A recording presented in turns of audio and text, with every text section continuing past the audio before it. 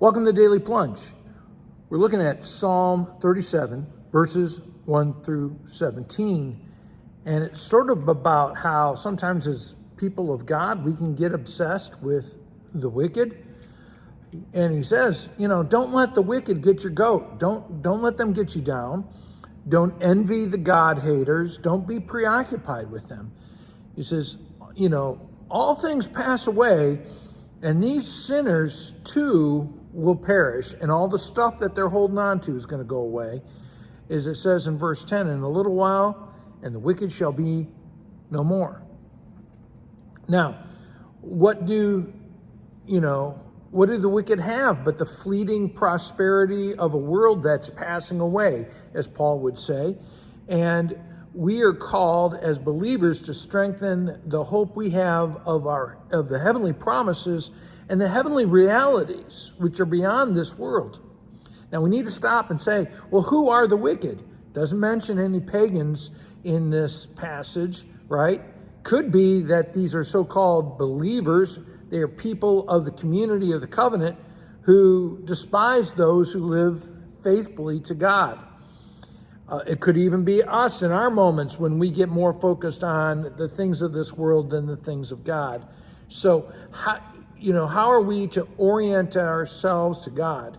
Do we trust in ourselves and our abilities and our stuff, or do we have a posture of reliance on God? So it says, verse 5, commit your life to the Lord, trust him. And then it says in verse 5, he will do this. There's that promise, the assurance, right? God is going to do what he has promised. And to pray that God's grace in your life, his vindication of trusting in him, is going to be so awesome, it will glow like a sun in this world of darkness. Verse 7, be still and wait patiently before the Lord. Doesn't that sound familiar? So take delight or trust in the Lord, and you will dwell in peace. You'll have safe pasture. The best desire of your heart is for God, because God is the source of all good things in this life. Verse 8, it says to refrain from anger. Don't wrath, anger, envy. Don't match the emotions of the wicked. You're supposed to be people of peace. And, fret and worry and anxiety, they sort of belie that we're not trusting in God. And so what's the opposite of worry? It's prayer. It's worship. In verses 9 through 11, it's sort of talking about how do we see things, right? Do we see how it's all going to turn out in the end? That's sort of the purpose of the book of Revelation, to remind, and other apocalyptic writing, to know that in the end, God is going to be Lord of all.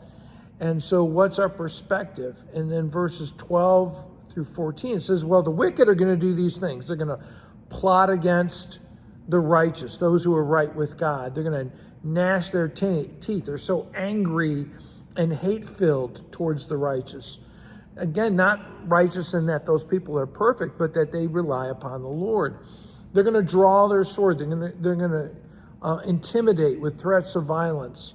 They're going to oppress the poor and the needy and persecute the faithful or the upright. But then in verse 13, we have, but the Lord, right? But the Lord laughs at the wicked. God's not intimidated by them. They're funny to God because they're so pathetic and foolish. The thing is do we laugh with the Lord? The wicked do scare us and intimidate us. Do we feel like this is a laughing matter? Again, that's why we need to have this perspective. But again, verse 13 says, but the Lord. This is what the wicked are doing, but God, this is the gospel, God's justice will prevail. God will turn their violence against them. In verse 15, in verse 17, God will break their power because they have no real power. And so verse 16, for the righteous, what they have is more precious than the fleeting wealth. The Lord lifts us up, upholds the righteous for those who trust him. Thanks, friends. Have a blessed day.